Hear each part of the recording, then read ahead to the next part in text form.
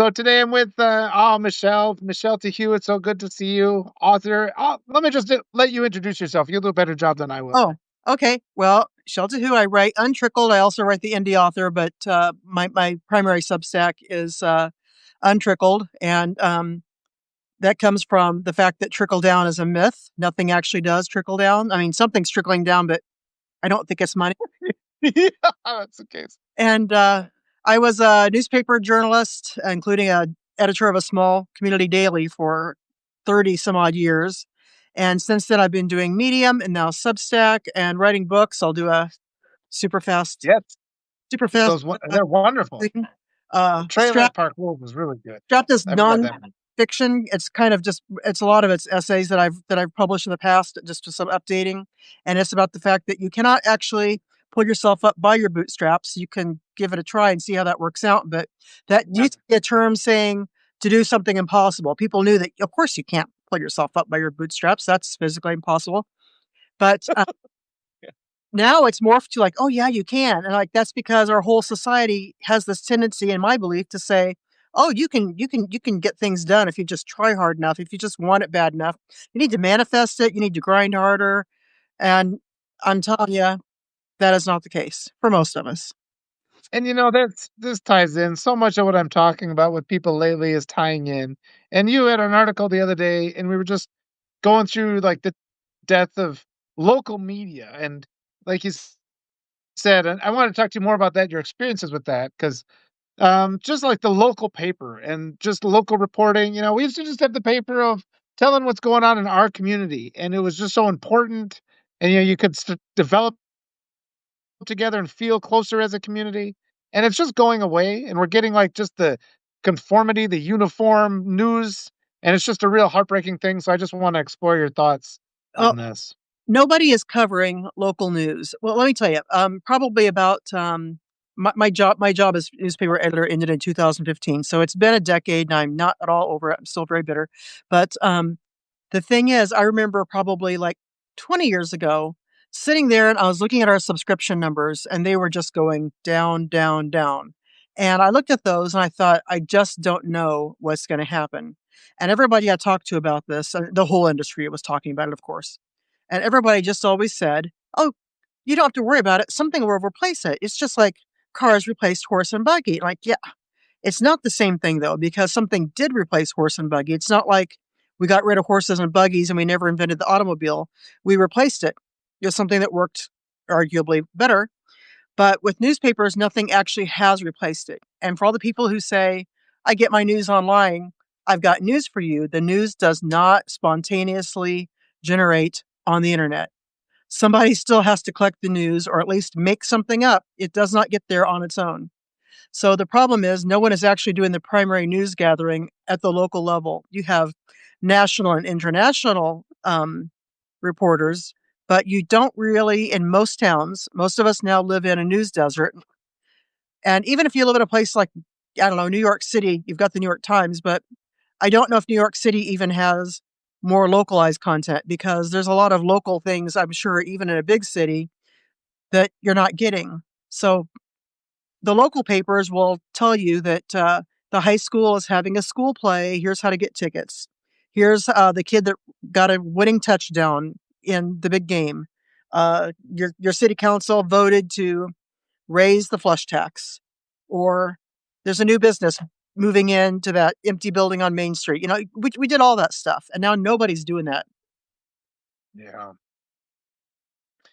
And what part of that too is you can start saying, oh, in our local community, because of the ideas that have been implemented, all the farmers are losing their jobs. And just like this control of information, it's dangerous, is what it is. And like nobody's talking about it because it's so hard to break through and fight these narratives that are out there that are hurting us.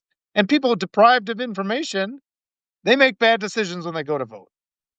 I dedicated my entire life up until 2015 to the idea was, and I think a lot of us believe this, that if we educate children, teach them how to read, and we provide good news, then people will make good decisions as a citizen. They can educate themselves and make a decision how they're going to vote and how they're going to live. And it turns out that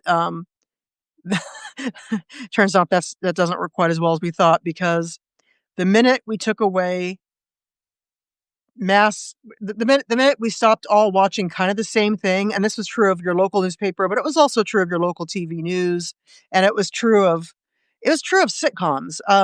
It was true of almost all entire media diet. Everybody there were a few choices, but everybody in town mostly got the newspaper when I was a kid. We didn't have a lot of money, but we still bought the newspaper. Of course we did. And everybody in town read the same newspaper. We all get the local news. We got some national, international, whatever. And then the same thing was true when you watched TV. There were only so many things to watch. And when you got to work or school the next day, everybody's like, oh, yeah, I saw that show. Wasn't it? You might discuss it. And now it's like, what show did you watch? Oh, a show you have never heard of. One of 10,000 things Yeah. that you could choose. You've got no common frame of reference.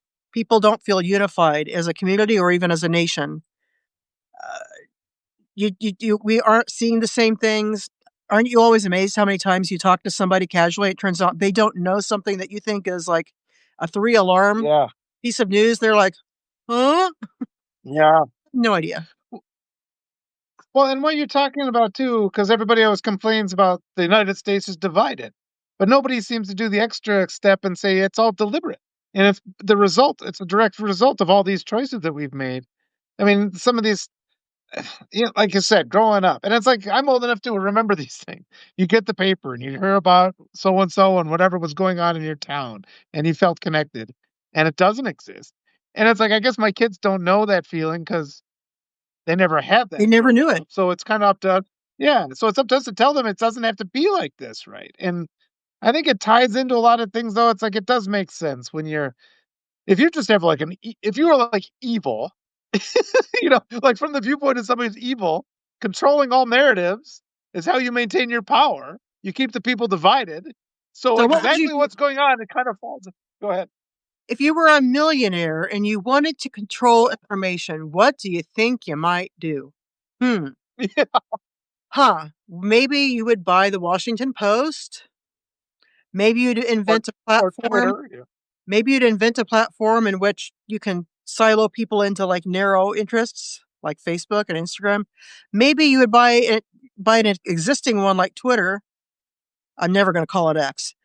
Buy it and just Yeah. completely turn it to shit. I was on Twitter until till Musk took it over, and I began to feel like it was just a bunch of right wingers playing with their own waste, like, "Here's a turd. Yeah. Here's a turd I made. Do you want it? Yeah, let me have your little turd." They were just passing waste around. Oh, Like, I couldn't handle it anymore, and that was even outside the fact that he was clearly trying to shape the narrative, but even beyond that, it was just disgusting. It was just like you had to take a shower every time you got off of there. yes. So And that was all these places, it's so apparent too, where you can get no traction for certain ideas and certain mhm. concepts are just censored. And that's what's really ironic about the radical right, because they always claim, oh, our viewpoint is being censored. And it's like, you can't tear down our Confederate statues that were put up 50 years after the end of the Civil War. That's And cancel they, culture. yes, but then it's like you actually try to have any kind of a discussion, and they erase it, and somebody in the comments says it is getting worse, and it's going to continue to get worse. Yesterday, I talked with Shane Yurek about just the AI advancements, where they're creating entirely AI based news channels now, where everything down to the reporter is AI. But I kind of want to get back to let's just bring this to a human level, and I want to hear more of your stories. You shared one in one of your articles about one of your reporters said something kind of unfortunate, so you sent him or her back out to do some interviews. So maybe some Oh, stories like that. even though this is a relatively small community of around 30,000, this is I was not working for the New York Times. Um, Somebody actually thought that I was working for the Washington Post at one point. I'm like, I mean, I wish that would have been great, but no, I covered local news, and actually, I felt like it was really a calling. I really loved doing it. But even though it was a small paper, we didn't limit ourselves to the chicken dinner journalism. We had that too. We had a community page. If your church was having a chicken dinner, we would absolutely put in a little plug for it. If your school was having an event, we'd put in a plug for it. All that kind of thing. That was also good for your civic life. You knew that the VFW was having a fish fry that Friday or something like that. And that stuff isn't real journalism, but it is community building. But we took our job seriously, as most community newspaper people do. And Cafe Ann actually just put a little thing in, and I restacked it. She said that turns out about 67% of her readers are former community news journalists. And she said they're the best people, and they really are, because the people who work at your small town newspaper, if any still exists, they're people that are working really crazy hours, and they're making almost no money doing it. They have to either have a roommate, a spouse, or parents to live with in almost all cases. And I think, like, when I started working at that paper, the daily paper, in 2008, or excuse me, in 2002, just before 9/11, um, just after nine, yeah, just before two. Anyway, around the time of 9/11, that was my first big news there. Um, the thing was, that paper at that time, I've kind of lost my train of thought. I'm trying to find my way back there. Um, you had a good community, and we covered a lot of important community news, and the people there were making $18,000 to start as a reporter, and when I left in 2015, they were still making $15,000 a year. Nobody got a raise through the entire time. But 9/11 is a good example, because we were a local, at the time, an afternoon paper. We were probably one of the first papers in the nation to have the news, because it happened like about an hour or two before our press deadline. And not only did we run, of course, Associated Press, but we also had customized local news that we got right that minute. I switched from following up on some stuff about the night before we had a city council meeting, and, like, while I was there at the mayor's office, it's like, also, another little piece of news just dropped. What do you think about this? What's the city's response? And so we talked about locally local security of government buildings and stuff, because nobody knew what was going on that morning. And one of our wire editor, actually, she had a daughter who was working in Washington D.C., and she watched a plane land on the Pentagon as she was driving to work. She's driving to work. She saw the plane hit the Pentagon. She pulled over. She called her mother, who was in our newsroom, frantic and hysterical, not knowing what, like. And we immediately had a story saying, here's an eyewitness account of it. So in like 1 or 2 hours, we hustled and moved everything around, and got in news about not just what everybody else was saying, but localized news. Mhm. And I always thought that was important, because when people say, "Oh, no plane hit the Pentagon," like, Yeah. pretty sure it did. I was listening to an eyewitness account within minutes of it happening. Pretty sure that actually did happen, or else somebody went to a hell of a conspiracy to Yeah. get her daughter working in Washington and to plan this whole thing for. Yeah.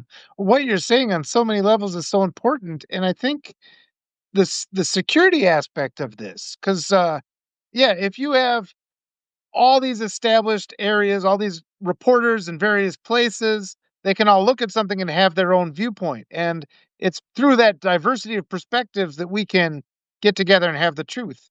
And since all those small papers have pretty much been eliminated, now we have to trust on one person who has all this control and all that power.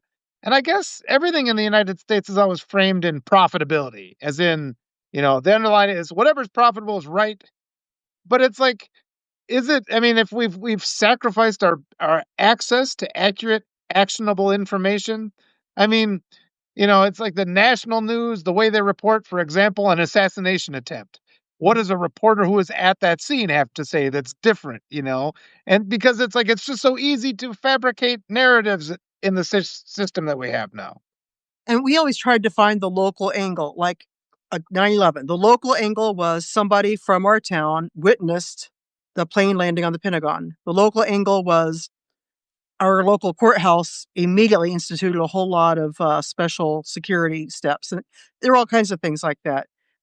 We talked about our local gambling boat actually shut down, which is a minor miracle, because those people are like zombies in there, and they had to shoo them out, because they're like, "What? We're like gambling. We're doing our slot machine," and like, "No, we're closing down. Get off the boat."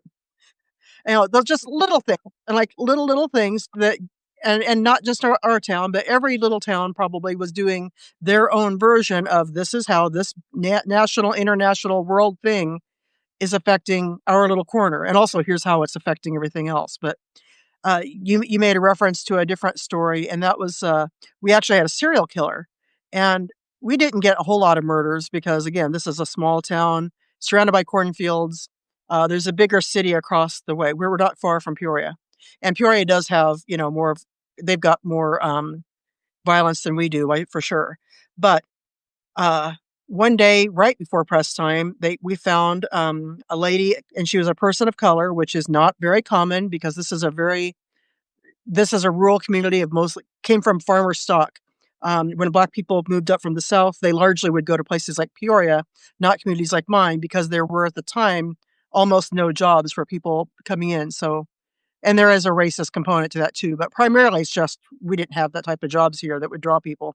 So it's not a very I shouldn't say it's not very diverse, but it's not nearly as diverse. It's non-diverse enough that we did not expect to see an African American victim tossed in a cornfield. But the guy was out doing, I think, his harvest, and there's a dead body, and that didn't happen very often.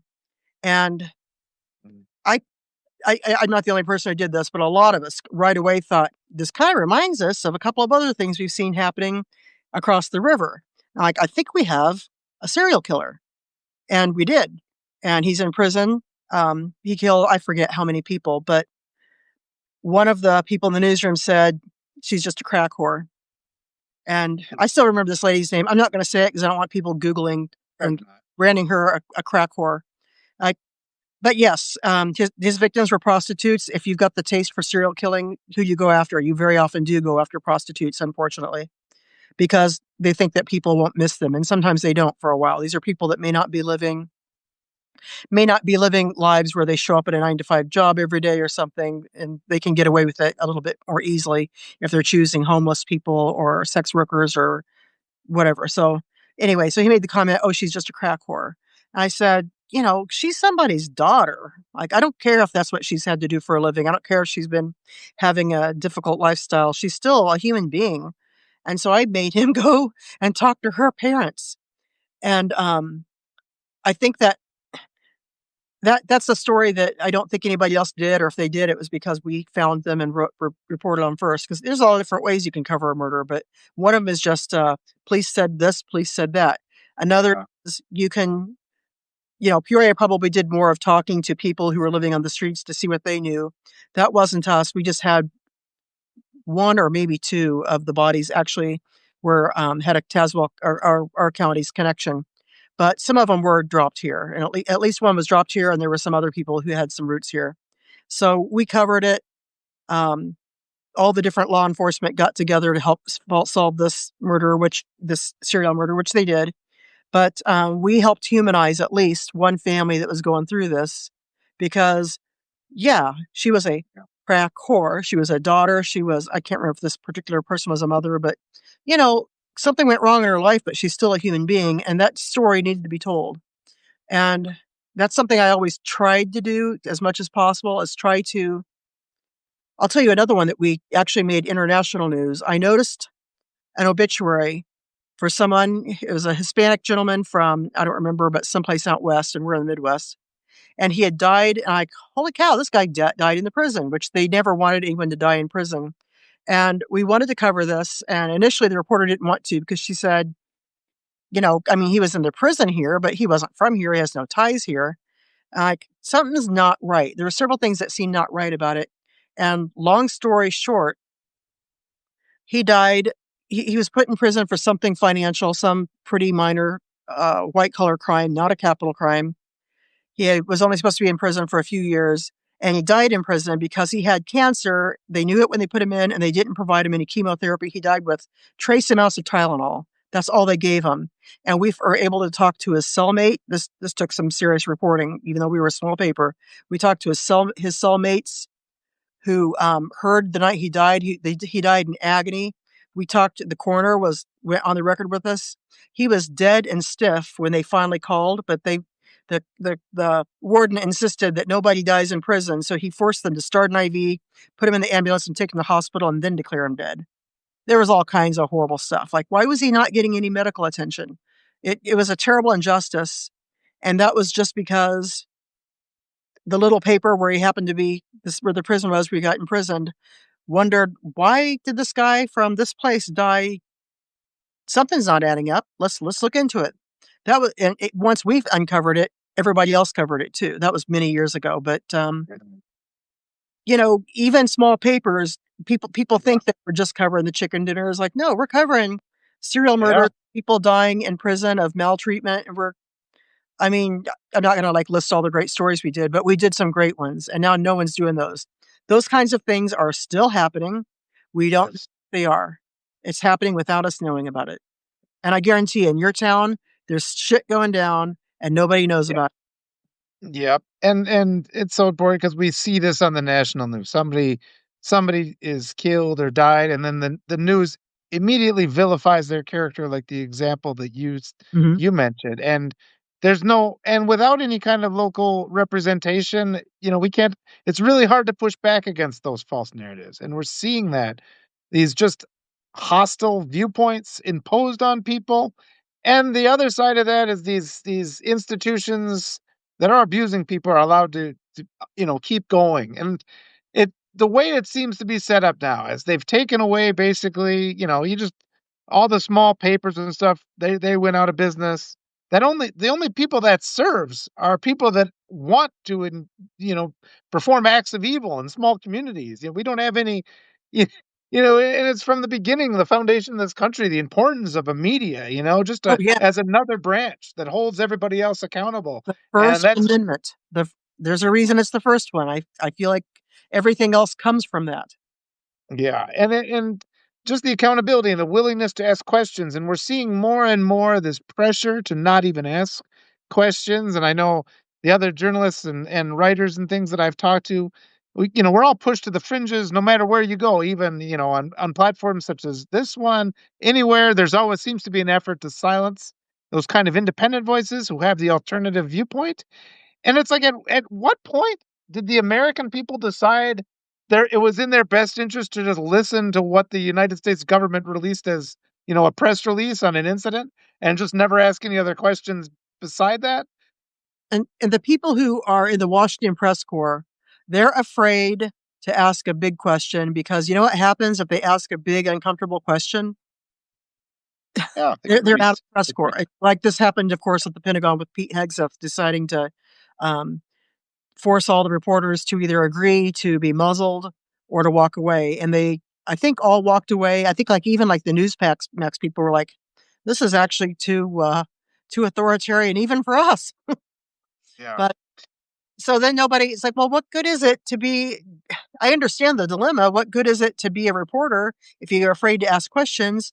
But what good is it to ask one question and then be gone and never get yeah, to another one? So there again, though, we've lost the funnel of newspapers. It used to be you'd start at a little newspaper like mine, and if you did well and you wanted to move around, you would then go to a bigger paper and a bigger paper, and eventually land someplace like New York Times, Washington Post, wherever. yeah, And you had you had people at almost every news level who had who also covered local or not just local but national news. Like you would cover local news, but you'd have one person who would also go to the state house and cover state news. And you either if you may not have somebody in Washington depending upon where you're located, but you might as consolidations came, it might be that like your particular Gannett or whoever had a pool reporter that you all. And the thing is, you just had more people, and so people learned and they moved their way up, and they also knew they had more options. People who still have jobs in the media now they know how lucky they are to still have that job, and I can understand why they're afraid to make waves because they're not just going to say, "Well, fine, I can't cover Washington anymore, but that's okay because I can move to LA and cover news there, or and still make a good living, or vice versa." Like that's not the case. If you lose your job now, you're probably I knew when I lost mine that that was it with for me in newspapers. It would be futile to try to bang my head into that wall. So, be because let's remember, people, when they think of journalists, they're thinking of, like, the talking heads on TV, but the vast majority of journalists are very poorly paid people who are really dedicated and, work if you read this book, it starts yeah, off with this Jonesy having this like, I don't know, 20-hour a day where he puts in a full day and he does a little extra, and then on his way home, there's a fire, and he's like, "All right." He goes and covers the fire, but he still has to go to work early the next morning. That is not exaggerated.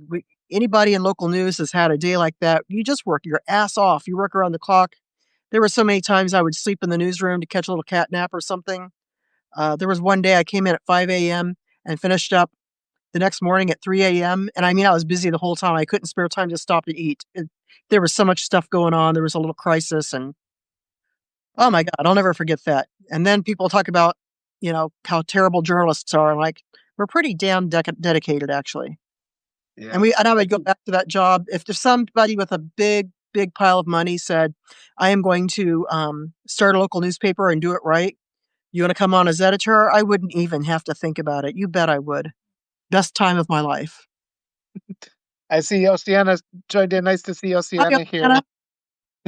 And what you're saying too, it's another thing that kind of breaks my heart, and because it's so important, and because I think it's really important for people to develop their skills as communicators and as writers. For the, it's part of it is just for the artistry of it, and I've always grown up and for a while there, I was a regular contributor. Like this idea of writing a column, for a little local paper, and it's like maybe they pay you $200 a month, and that just means so much, And then you can do that. And I've had opportunities like that before, and then you can use that column, and you're like, well, I'm doing this book, or I'm doing this other thing, and it's stepping stones as you're doing other things because writing is always an occupation where you have to take on other work. But like this idea, if you start with your local, I grew up in a town of 2,000 people, so it had a really small paper, and you'd submit something there. And then that meant the world, seeing your name in print, and you're not making any money at it, but you're getting better, and you're engaging with people, and it's just different than an online way because the online way, so much of it is just fake and it just goes so fast, but the paper is something real. And it's just the way it always used to be. And exactly as you said, you can move on to bigger and bigger.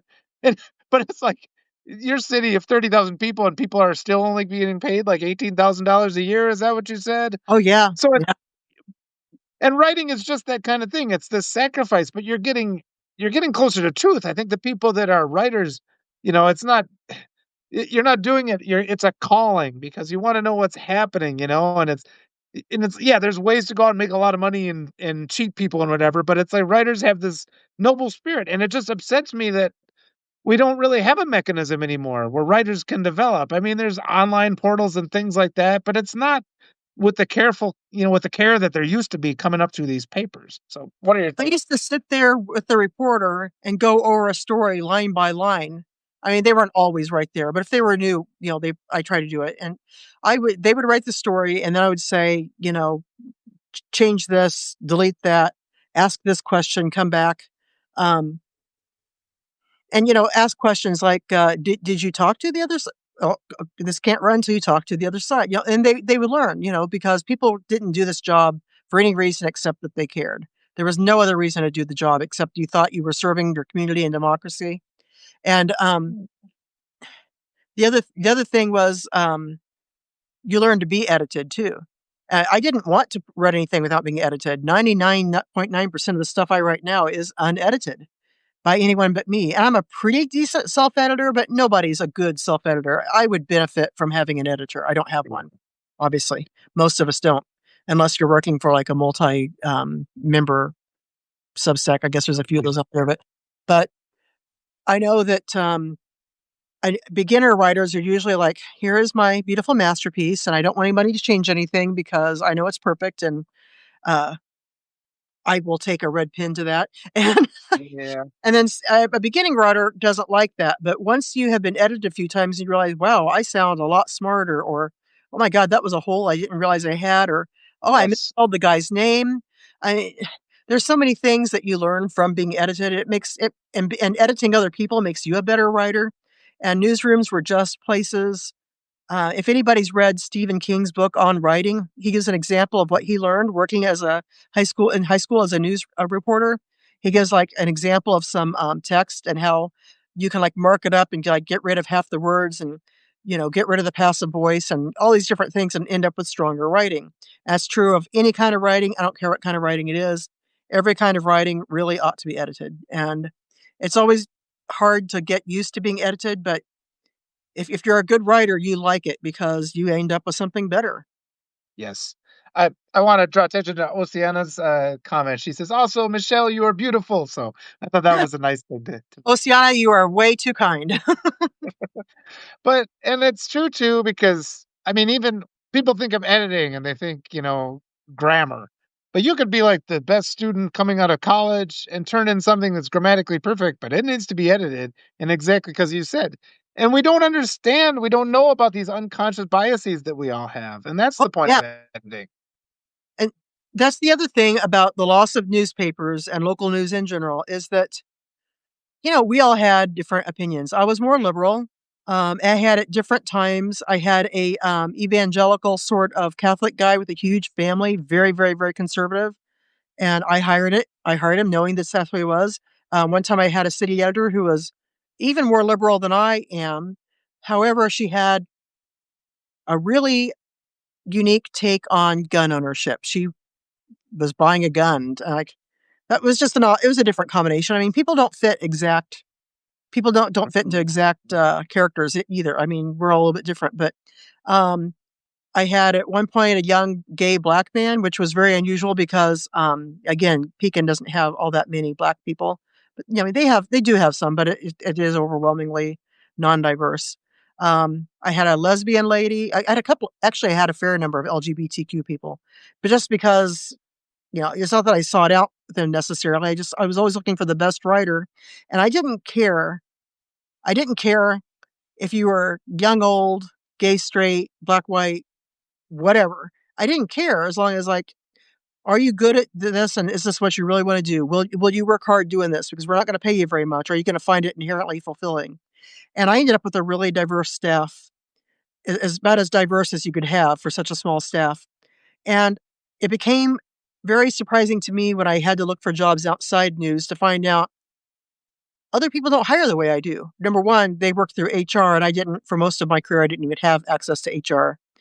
Um, It was just I would look at people's resumes and interview a few and decide who to hire and just do it on my own. And again, I was looking for someone with passion and knowledge and hopefully a little bit of experience or at least to be trainable. But it turns out that a lot of places outside the news, they're hiring someone that they think will fit with their team, is what they say. But what they mean is, I'm looking for somebody that I personally enjoy being with, someone that I want to have a beer with, or someone that I would enjoy hanging with, someone from my bubble, someone who speaks my language. If I am middle class, I don't want someone poor, or, even if they're middle class now, if I can tell they grew up poor, or anybody that's richer, or anybody that's more this or more that. I want the kind of person I am extremely comfortable with because they'll work well with my team, they say. Like, well, I didn't care if my team saw eye to eye on stuff or not. I wanted them to look at different things because when something would come up, something that was, you know, beyond this local city council meeting, I wanted somebody in that newsroom to read it from a liberal perspective and a conservative perspective and a couple of other perspectives. Because sometimes the person who was extremely religious would come up with a valid point and we would like make an adjustment. And sometimes the person who was more of an urban point of view would make a completely different point. Someone that grew up in a completely different area that didn't know our background would say, actually, this is what you all think living here, but this is actually not valid. And you had to be like, not so defensive of your views, but like, Yeah. the thing is, you're not writing for people just like you. You're writing for the entire community, and communities do have a flavor, but it's full of individuals with all totally different views, and everybody's going to be reading the same story. It's not like there's going to be 100 different things written about this. There's going to be one. This needs to be read and accepted by everybody from the far right members of your community to the very liberal members of your community, the old, the young, the this, the that. It has to be something that's fair to all because everybody's going to read this one news story. And now you've got, then there's news, you can read an account from whatever perspective you want. Yes.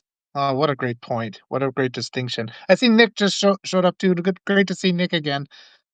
But yeah, in talking to you just now, I wonder the extent that all the hostility that we're going through now. It really feels like you connect the dots, and like just the loss of the old fashioned newsroom. I mean, our kids going to be able to watch Superman in 10 more years and even understand it's like, what kind of job does Clark Kent even have? I'm like, that doesn't make sense. And it's just, I think it's very significant that the choice of the job that Superman would take, is to be a reporter. I mean, that just kind of goes in with his whole character. So it should be concerning to us that that's gone essentially. And Spider-Man was a photographer. Yeah. That's us. I never thought about it, but yes, this is very harmful to the superhero community. What are they gonna do for their fake day jobs now? Yeah, but I mean, I think that and whether they did it intentionally or not, but that's a nod to the importance of these truthful narratives. And what you're saying too, like allowing within the old newsroom to make our debates there and so that we don't have that division. Like it's not a good, because now what we're seeing in the mainstream news is just an extreme right wing perspective that's normalized. They normalize all these things. And it's sort of like the liberal leaning side of it is not represented anywhere except on fringe media like us. Yeah.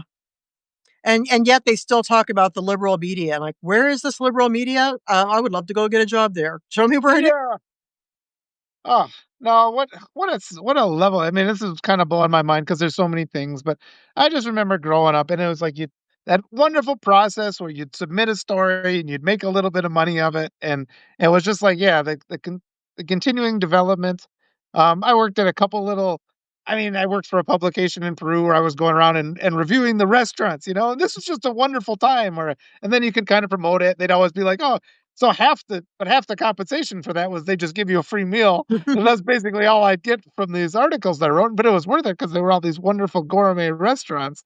And it is just sad. It just seems like so much of our life seems to be, AI is taking over and doing all the creation of art. And it's up to us to do like these miserable jobs that no robot wants to do. And it makes no sense that we're allowing this. One thing people probably don't realize is like the people who consider themselves like say an Instagram influencer and they think like it's fun to go and like take pictures and report on something like, yeah, it was really fun. And we used to do it, but not so much from the fun things. I mean, there was fun things too. But yeah, so much of what we did, like back in the day, I mean, going way back, you gotta remember, okay, I got my journalism degree in 1988. So I realized that a lot of people watching this weren't even born yet, but I, I didn't know what a font was. Nobody knew what a font was. I was absolutely amazed at like, so this is how the news is made. This is how we physically produce it. And it's obviously, I watched, I wasn't here for the lead type, but I was here for quite a few different changes in technology. And each time it was like, oh, this is like amazing. And now I can do many of the things at home with an iPhone that I could have done before, but I'm just one person. And people say, well, why don't you just cover local news? Because I don't want to die of exhaustion and poverty. That's why. Because I know what it takes to cover a town, even a small town. And I used to pencil this out all the time. Like, let's see, oh, you'd have to have this person and that person, and the other person. Oh, somebody's got to take care of the IT. Somebody's got to sell the ads, blah, blah, blah.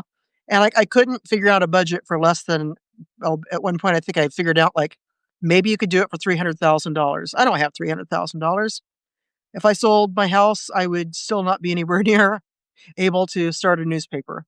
And everybody I know, virtually everybody I know who has tried to do that has eventually just flamed out. It's just almost impossible to do. I know somebody who is a great journalist. He used to teach at one of the finest journalism schools in the world. I asked him, like, he bought a paper from an area that I know really well. And I asked, wow, you're able to make this work. He's like, well, I also have a job at a high school and I use that money to help support the newspaper. But that's how much he wants to do it. Yeah. He has a day I think job just to pay. His day job pays for his love of journalism. Yeah. There's a distinction there that I like to make too, because like I don't consider myself to be a journalist. I refer to myself as like a thought experiment guy. I kind of like go through my own experiences, and actually Medium was very helpful with their boost program to make that emphasis, that point of emphasis. But I think it's and I mean that the journalism part of it, I think that's a noble title, which I don't claim for myself. And I think it's wonderful. But like that nose for news, kind of that romanticized era, I'm kind of curious your experiences where what gives you the inclination that there's a story that I need to explore? What how does that work? How does that process work for you? Well, you never know what big stories you missed because you didn't sift the right way. But I always said there were reporters who were really good at digging up news, and there were other reporters who were good at interviewing. There's other people who are really good writers, but they that didn't always come in the same person. Like there was one reporter I had who I was always having to explain to her. I finally gave up. Like, no, no, no, not the dog was. The ball was fetched by the dog. The dog fetched the ball, and like she did not get that. But she would sniff out stories. I'm like, holy shit! I can't believe this was going on, and nobody noticed it until now. I don't know that you can teach that, but we had several good stories. I mentioned a couple of them, but there were sometimes it's like, okay, they found a body. You know, there's a story there. That's pretty that's that you don't have to work too hard to find that That's story. fine in their lap, yeah. And then sometimes you stumble on something, it's like, this doesn't quite make sense. Like the guy who died in prison, it turned out he only had a little trace amount of Tylenol. They just let this guy die. And he wasn't some horrible person. He had committed some white collar crime that wasn't very severe in my view. He didn't deserve to die. Certainly not in agony. And that was just a matter of it didn't seem right. And we finally found somebody, our coroner at the time, was like, yeah, he was dead when we got there. They forced the paramedics to start an IV in his body, even though it was rigor mortis. They couldn't unbend him. He was completely there was no question he was dead, but the warden would not allow us to to pronounce him dead at the scene. So it's like, okay, now we have to figure out where his family is. Now we got to find out who was his cellmate. Now we got to talk to the cellmate's family. And it turns out he had written to his family and explained to him this horrific night that he could hear his the guy in his cell or the next cell, I don't remember now, dying. You just have to keep digging because it could have just been a story saying, man dies in local prison or something. And that could have been the story. But you just have to kind of peeling back little layers until sometimes you find out. I mean, we all know that there's a lot of times that people die in prison and that shouldn't have, that don't get the right medical care. Mhm. And so, you've got a little bit of a suspicion anyway.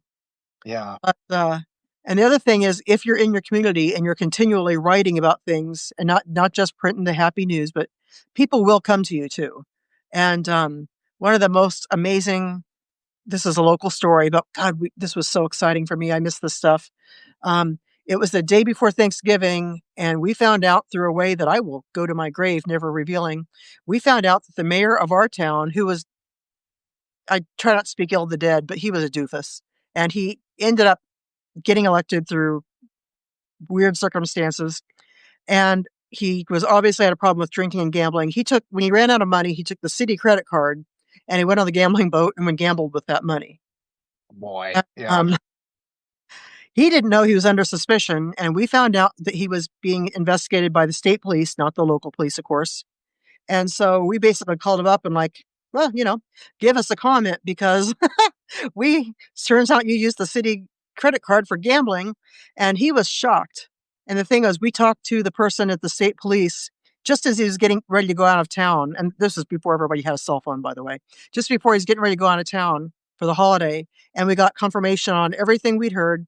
And it was this manna from heaven, man. It was a great day. The only bad thing was it was so stressful that at the end of the day, we ended up calling 911 for the reporter because she threw everything she had into covering the story. And it was a great story. The story went on forever and it was eventually became, minor news. The Associated Press and everybody else, all the big papers, everybody was covering it because like he ended up, being removed from mayor. And it was just that guy made so much good copy. But then you know what? When he passed away a few years ago, it was after the paper had ceased being a real paper in any sense. And someone said, "Isn't anybody going to write a story about so and so? Wasn't he the mayor? Isn't he the one that gambled with the city credit card?" And there was my paper still technically exists, but it's a ghost paper with no dedicated employees. It's put together by somebody at a distant newsroom.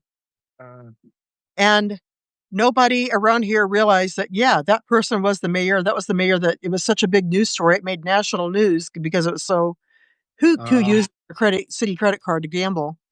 And eventually somebody called them and said, like, you should probably have somebody write something, and they did throw together some piece of shit story. But when I was still that would have been a story. We would have known immediately, like, holy God, this guy, this person has Yeah. passed away. We have to write about the past.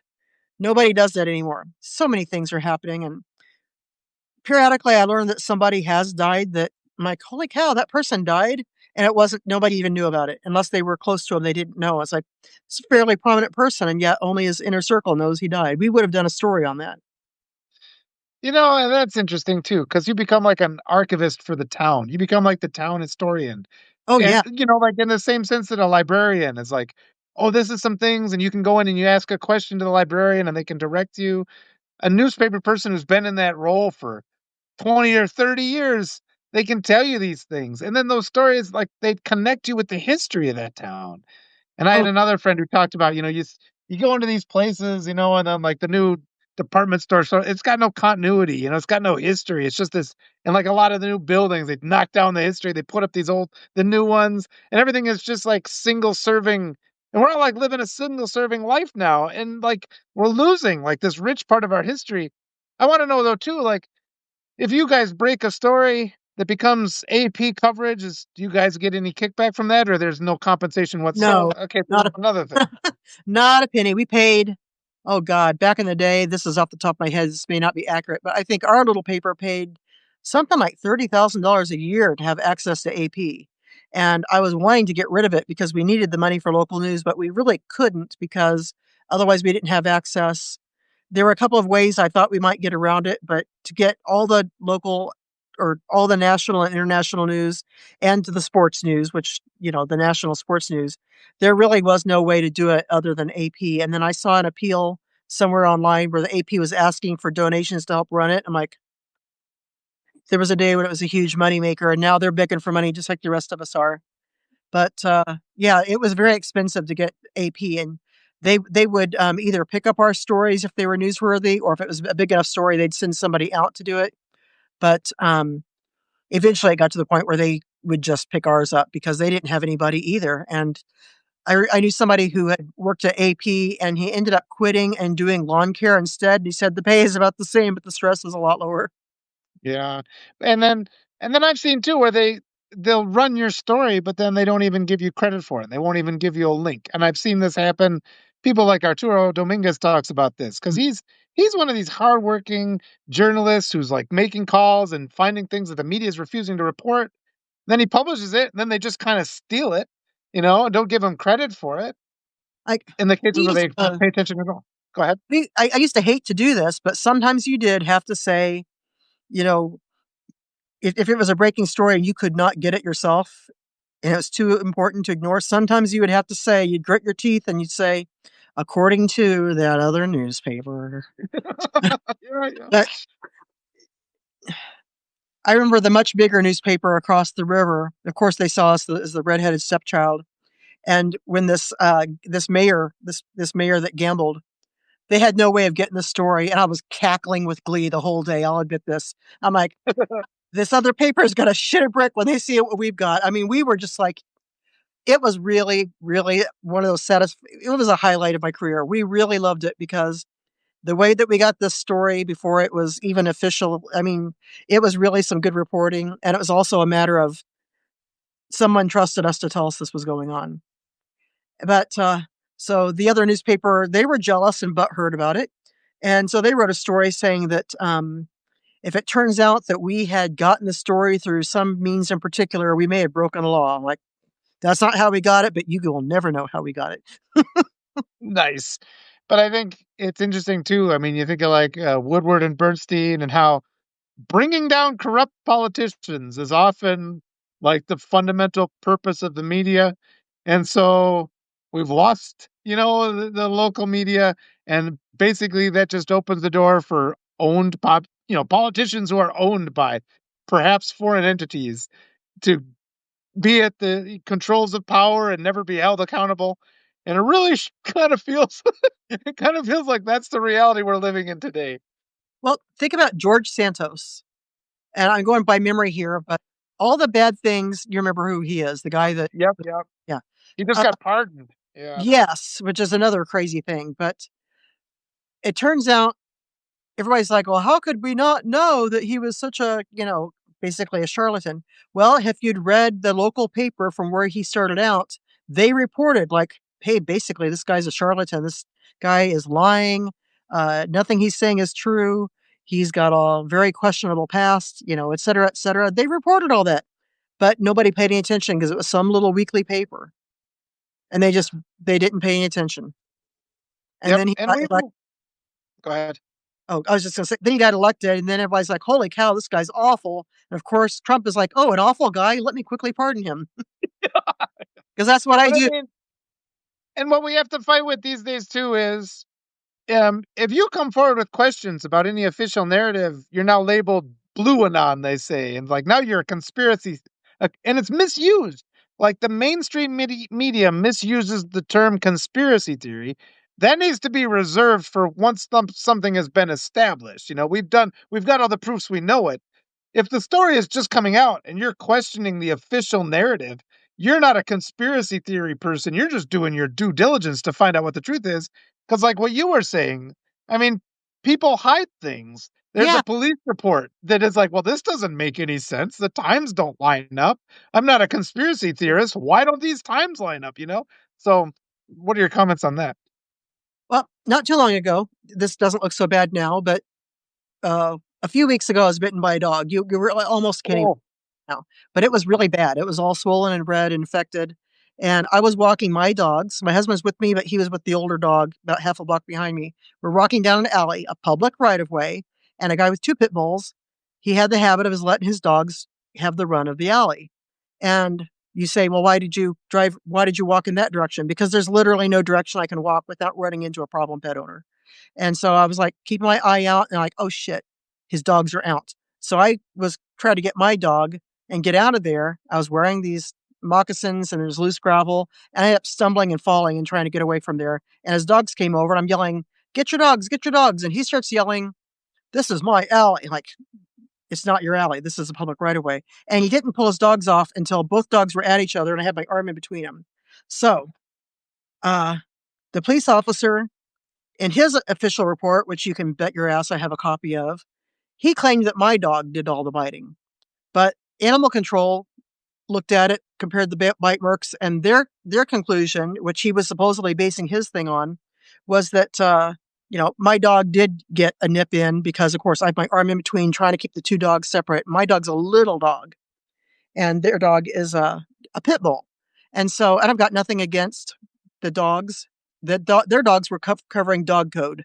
Dog code says that's his territory, and I entered it. I understand that. I don't blame the dogs. These dogs were not properly confined. And I was in a public right of way, and I had every expectation of being able to walk through there without getting bitten. This cop's report, I realize this is extremely small potatoes compared to the injustices that many people have, but this was my own personal taste of it, and it was very recent. So I'm really pretty pissed off about it. I explained to him what I just told you, and he goes and talks to the other guy, and he thought the other guy's story was more credible. And the other guy's story was that the bite occurred on his property because I panicked and ran towards his garage. Like, why would I run toward the dogs? I was running away from your dogs when I fell. And then when I was yelling at him to get the dogs, he declined to come and pull them off until it got really violent. And so, the animal control looked at the bites. They took all kinds of pictures. They did an investigation. The serious bite was from their dog. My dog has a little mouth. Their dog has a big mouth. It's not that difficult to tell. And that's what they say in writing. I've got copies of all this stuff, of course, and I will be doing something about it. But this cop ignored what I said, followed the other guy's story, and ignored what animal control said and concluded that my own dog did all the biting. And if this was something about much more serious than a dog bite, yeah. because there are people every day, and Yeah. I don't even want to get into the whole thing, but people of color particularly have been saying for years that the cops are lying. And Yeah. I've had a tendency to kind of like think that cops, when they say that something happened that way, I would think, to the best of their knowledge, that must be the way that the evidence points. And I no longer believe that's always true. And let me tell you, if the police have lost the trust of old white ladies from small towns, Yeah. Yep.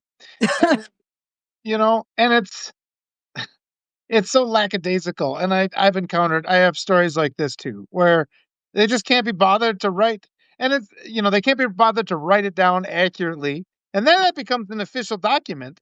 mhm, So it's like in that first moment when they're writing the report, it's critical because once it gets filed and stamped, and that's like it becomes the established reality, it doesn't matter what really happened anymore. And really, what you're talking about here is it's just developing our own critical thinking skills. And I just know in my life, I just never trust anybody to do anything correctly. And it's no, like I just double check anything. You never trust that something's done correctly.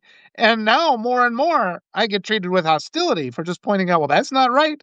And and then they try to brush it off because sometimes it's not even malicious. Sometimes it's just laziness. But a people lot of just don't it is lazy. anticipate. Yeah, and people don't anticipate down the road because that magnifies and there's this ripple effect. It gets worse and worse and worse because of that thing that they couldn't be bothered to get right the first time. And again, it's just well, there are other places we can hone our critical thinking skills, but the small town paper is one of the main places where people can have those conversations. And the fact that it's gone from our society to the point where now, if you challenge mainstream media narratives, you're viewed as a troublemaker. Rather in the past, you'd be awarded for that. These days, you're attacked. The other thing about your small town newspapers is that at that time, anybody could just walk right in and have a conversation with me. If I was on deadline, I'm not going to probably make time for you, but I tell you, you'd come back later. Yeah, I'll talk to you. And I would talk to anybody. You didn't like that we reported your arrest? I'll talk to you about that. You're probably not going to get satisfactions. What I learned is if someone says you had a detail wrong in your story, we might well have something wrong. We're not infallible. But if someone said your whole story was completely wrong, I knew that no, that story is probably correct.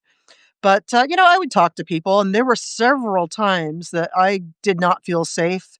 There's more than one time that I made a little fist kind of and had it discreetly by my side, and I'd pick out a little point on their nose and think, if he comes one more step further, this angry person, I'm going to punch him right there in the nose. It never came to that, but there were several Yeah. times that someone was just screaming at me.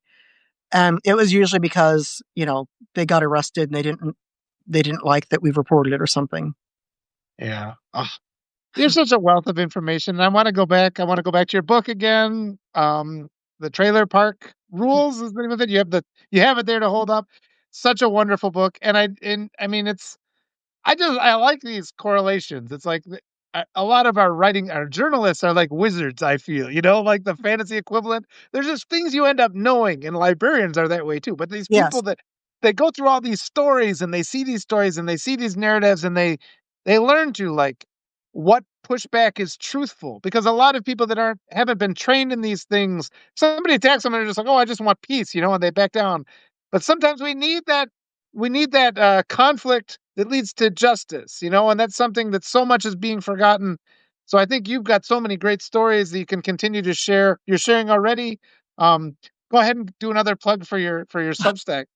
Oh, so the reason I settled when I decided to do Untrickled, my whole reason was I think I have a fairly unique point of view in that a lot of people in this country, they really believe that the system works, especially if the system has worked for them. And I had a front row view to how society really works. I mean, we would interview homeless people. We would interview, Dick Durbin. He's on my shit list right now, of course, because he's the senator from Illinois who voted Mhm. in a very wrong way, in my opinion. But anyway, yeah, I would interview people like Dick Durbin. I would interview someone who just got arrested who was homeless. Everything in between. I had the ability to be in the room with a lot of bigger people. Ray LaHood, who was Obama's transportation secretary. Not a lot of people probably don't remember him anymore, but he's a big guy around here. His son's a piece of crap Trumper, unfortunately, but Ray LaHood was always a good guy, and he represented my district for I don't know forever. And I used to run into him all the time at all different newspapers because he was always very involved. And even though he's Republican, I was happy to vote for him because he really did serve the community well. And then he unleashed his son on us, but that's another story. But I ended up looking at the point of view, and you if you end up being around all different people from all different walks of life, and if you've got any curiosity about humanity at all, you're gonna not be able to avoid coming to the conclusion, which is there's a lot of really stupid and lazy people in charge, and Yeah. there's a lot of really smart, accomplished, caring people who cannot get a break. And which isn't to say that all, I mean, there are rich, wealthy, successful people who are brilliant, and there are poor, struggling people who are dumber than a rock. I mean, but it isn't as exclusive. And like people think that, like, well, if you're poor, you must be lazy and or unskilled, or maybe you just have bad work ethic, something. And if you're rich, we think you must be brilliant. And there's probably some correlation, but there's not as much as people think. And once you start to realize that if you were born into a wealthy family, you're more likely to succeed financially than some poor kid who didn't do very well. And a lot of it's our system. I've got another book sitting here that this because I've got books sitting everywhere. Yeah. It's a great book. And this was sent to me by somebody, which was a great tip. Someone sent me this, and it's called Paper Girl. It's this woman, Beth Macy, and she and I have a lot in common because she and I are like 2 years apart. She grew up in a small, struggling area. She had a lot more struggles than I did. Her family had a lot of dysfunction of the sort that I didn't deal with. But she started off at her local newspaper kind of thing, and she ended up a lot more successful than me. She also wrote something called Dope Sick that was made into a show, and she's a best-selling New York Times author. I am not a New York Times best-selling author, but her book is great because she traces the fact that at the time she graduated from high school, she was able to get a Pell Grant, and in those years, that Pell Grant would cover almost 100% of your costs. So she got to college, and she was able to go and get her degree, and she was on her way. And then she talks to kids in her community now, and her community's just gone to shit with a lot of drugs and all sorts of problems, and everybody's poor, and it's just a place of despair. And this other kid that kind of she considers to be sort of like someone who was kind of the version of her from a generation ago, a few couple generations ago, and how he was trying so freaking hard to succeed. He just was trying in every possible way, and one thing after another came up because Pell Grants, if you can get one at all, they cover only a pittance. And it became we used to consider things like Pell Grants and other things like that as giving somebody a helping hand so they can then turn around and be a productive member of society. And then we decided, like, no, we're just giving away money to the poor. We don't want to do that. And like a Pell Grant is the best investment society can make is things like Pell Grants, or for that matter, food for hungry children. I think that's a good idea too. Like, Yeah. I don't know how we can punish children because even if the parents are not good parents, why are we punishing the children? And those parents might be great parents who are just in a terrible position. And once the dominoes start falling, it is so hard to get back up. It's just I've seen it over and over again with people. If they don't have a family that can bail them out, or if they don't have some luck, okay, there again, bootstraps don't work. You can be a smart person and you can work hard and you can still end up homeless. That happens all the damn time. And some people, homeless people, I've talked to some. There's a little place Yeah. not too far from where I live where they can go for. They just changed this all around, but at the time they could go there, do their laundry, get a shower, get a meal, charge up their cell phone, watch some TV, warm up or cool down or whatever. And they would help. Like, do you need help getting a copy of your birth certificate? Do you need help getting some counseling? The whole idea was to help these people. And you know what? These people were no different than you or me. I mean, Yeah. some were probably smarter than others, some were probably had better habits than others, but a lot of them were just they'd been hit by just 2 or 3 key pieces of bad luck, and they could not get themselves back up.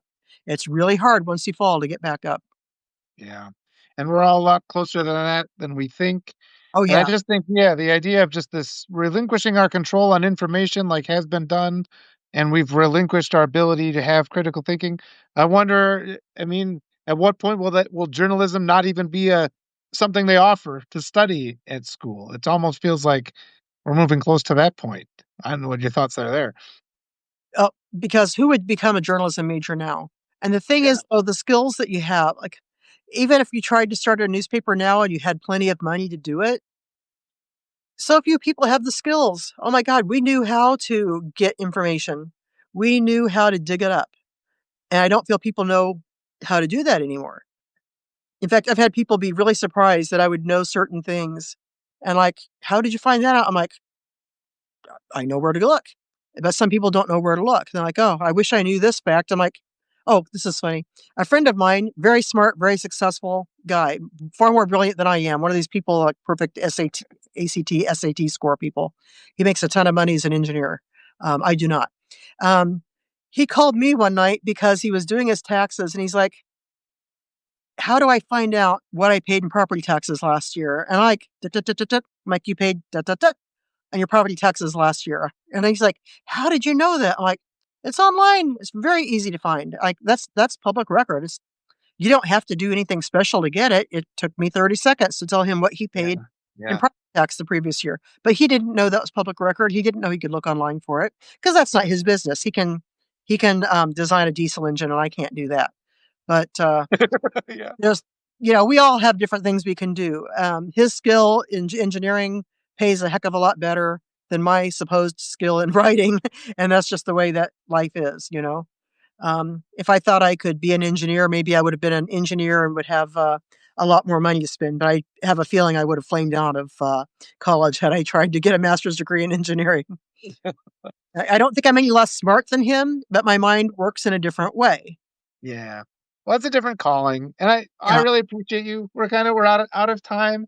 I want to tell everybody, yeah, go subscribe to Michelle and Untrickled and pick up her books. Their books are wonderful. Any last thoughts? just if you still have local media, oh my God, try to support them. If you can give a check to your local PBS, they do the best they can. That's the only entity covering my town right now. My former sports freelancer covers the town, covers like the city government and stuff, and through the local PBS station. And he sends me the stories, and I put them on my Facebook. That's the extent that I can help right now. But if you do have local media, support it. You're lucky if you have it, and don't be so quick to trust the national narrative because the information that we're getting now is just so thinly sourced sometimes and so biased, and I don't know what to do about this. I don't have a fix. Yeah. We'll keep working on it together, though, Michelle. We'll keep talking to each other. We'll keep building up communities here because I think a lot of America's fed up with it, and more of us are coming to the realization we're, one paycheck away from being out on the street, and it's only going to get worse. Yes, and I'm going to be talking about this, but from a different perspective with the Daily Whatever. Dana Dubois invited me, and so she wants me to talk about this from a Gen X perspective. So that is, I believe, on Thursday. So Excellent. you couldn't get enough of me. You're in luck. I'll be back. Oh, that's perfect. As always, yes, it's been so wonderful. Thank you, Thank everybody, you. for joining Thank in. you so much for inviting me, Walter. I Oh, appreciate it. I love talking to you. We have to do this more often. Yes, we All should. right. Bye Yep. bye. Talk to you later. Bye bye.